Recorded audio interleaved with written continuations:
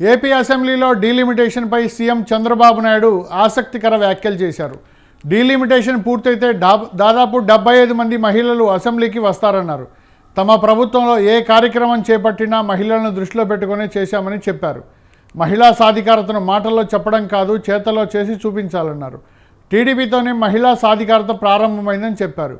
మహిళలకు ఆస్తిలో హక్కును తొలిసారి ఎన్టీఆర్ కల్పించారని గుర్తు చేశారు సీఎం చంద్రబాబు.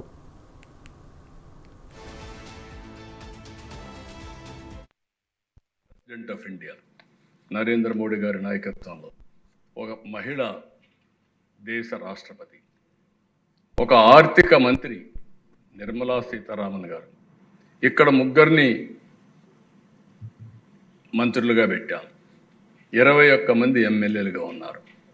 ఈరోజు దేశ 5%తో 8%తో ప్రారంభమైనటువంటి రాజకీయ రిజర్వేషన్లు స్థానిక సంస్థల్లో నేను 95లో 33% చేశాను. ఇది ఈరోజు 50% అయింది.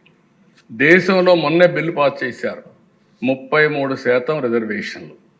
నెక్స్ట్ అసెంబ్లీకి వచ్చే లోపల డీలిమిటేషన్స్ అయిపోతే ఈ రిజర్వేషన్లు వస్తే 33% ఆడబిడ్డలు ఈ తన చెల్లికి ఆస్తిలో వాటా ఇవ్వని వ్యక్తి గతంలో సీఎంగా ఉన్నారని జగన్ను టార్గెట్ చేస్తూ ప్రసంగించారు సీఎం చంద్రబాబు. ఇచ్చిన ఆస్తిని కూడా వెనక్కు తీసుకునేందుకు కోర్టుకు వెళ్లారన్నారు. ప్రజలకు ఆదర్శంగా ఉండాల్సిన వ్యక్తే తల్లి చెల్లికి ఆస్తిలో వాటా ఇవ్వలేదని విమర్శించారు ఏపీ సీఎం.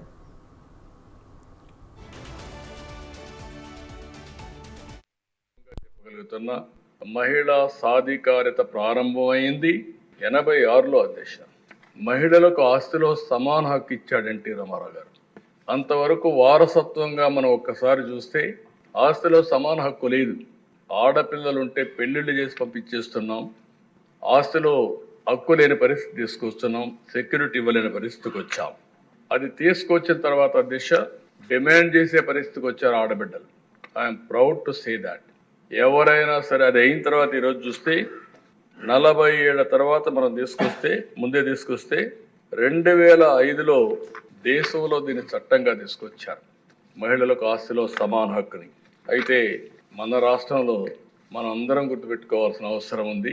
తల్లికి చెల్లికి ఆస్తిలో వాటా ఇవ్వని వ్యక్తి నిన్నటి వరకు ఈ సభలో కూర్చొని ముఖ్యమంత్రిగా ఉన్నాడంటే ఏ విధంగా సభవో నాకైతే అర్థం కావడం లేదు.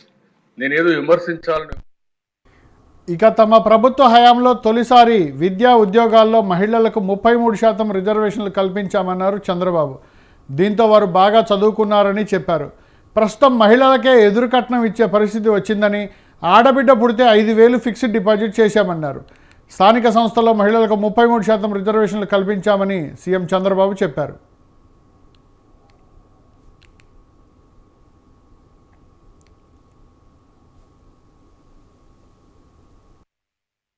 ఇంకో పక్కన దిశ మీరు ఒకసారి చూస్తే ఒక నమ్మకం, ఒక కాన్ఫిడెన్స్ కావాలి. మనం అందరం ఆలోచించేవాళ్ళం, అమ్మాయిలంటే సైకిల్ దొక్కలేరు, మగవారితో సమానంగా ముందుకు పోకూడదు, లేకపోతే ఎవరన్నా పేరెంట్స్ తీసుకెళ్ళాలి, ఇలాంటివన్నీ ఉంటే నేను ఆ ధైర్యాన్ని, వాళ్ళలో ఒక నమ్మకాన్ని ఇవ్వాలి. మగపిల్లలు ఆడపిల్లలు తేడా లేదు, అవసరమైతే ఆడపిల్లలే దూసుకుపోతారనే నమ్మకాన్ని ఇవ్వడానికి 8, 9, 10వ తరగతి స్టూడెంట్స్ అందరికీ, ఆడపిల్లలందరికీ సైకిళ్లు కొనిచ్చాను. అధ్యక్ష, సైకిళ్లు కొనిస్తే తల్లిదండ్రులు చదువుకోవద్దన్నా మాకు సైకిల్ ఉంది మేము వెళతామని వచ్చి చదువుకున్న సందర్భం. అధ్యక్ష, అలాంటి ధైర్యాన్ని ఇవ్వగలిగాం. ఇంకో పక్కన అధ్యక్ష స్పీకర్ గా కూడా ప్రతిభా భారతిని పెట్టాం. నేను పెట్టిన ఉద్దేశం కూడా ఆ రోజు ఇక్కడ కూర్చున్న వాళ్ళు అధ్యక్ష అన్నప్పుడు ఒక మహిళా స్పీకర్ ని చూస్తే గౌరవం పెరుగుతుంది, ఆడబిడ్డల్లో కూడా ఒక నమ్మకం వస్తుందనే ఉద్దేశంతో ఆ రోజు పెట్టాం. ఈ రోజు అధ్యక్ష president of India Narendra Modi గారి నాయకత్వంలో ఒక మహిళ దేశ రాష్ట్రపతి, ఒక ఆర్థిక మంత్రి నిర్మలా సీతారామన్ గారు,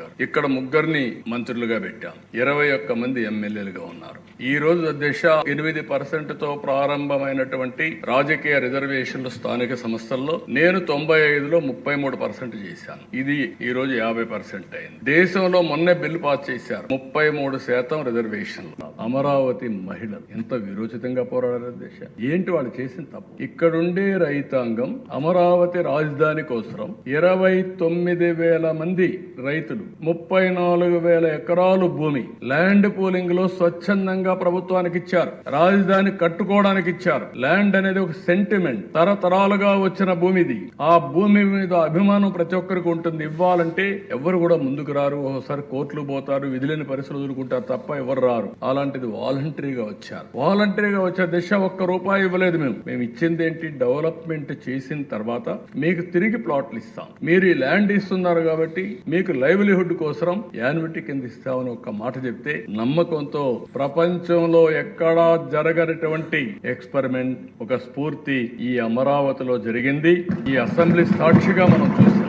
అలాంటి ఒక మహత్తరమైనటువంటి ప్రయోగం ఇది. అది చేస్తే 3 రాజధానులని 3 ముక్కలు ఆటాడి ఎన్ని విధాలుగా ఇబ్బంది పెడితే ఇదే అసెంబ్లీలో సమావేశాలు పెట్టేవారు. ఈ అసెంబ్లీకి భూమి ఇచ్చిన వ్యక్తుల్ని హింసించేవాడు. ఇది ఎక్కడ న్యాయం దిశ? వాళ్ళ భూమి మీద మనం కూర్చున్నాం, వాళ్ళ భూమి మీద మనం పరిపాలిస్తున్నాం. ఇక్కడ కూర్చొని వాళ్ళకి ఇంకా న్యాయం జరగలేదు. ఆ న్యాయం జరిగినప్పుడు వాళ్ళని ఇచ్చేస్తే 5 సంవత్సరాలు ఆందోళన చేశారు. వీర వనితల్లాగా పోరాడారు. కడాన దిశ ఒకసారి చాలా బాధేస్తుంది. వాళ్ళ ఇండ్ల పైన, బాత్రూముల పైన డ్రోన్స్ ఎగరేసి పైశాచిక ఆనందాన్ని పొందారంటే జీవనాల పాలకుల్ని వీళ్ళు మనుషులేనని చెప్పి కూడా అనుమానం వస్తుంది. కడాన వాళ్ళు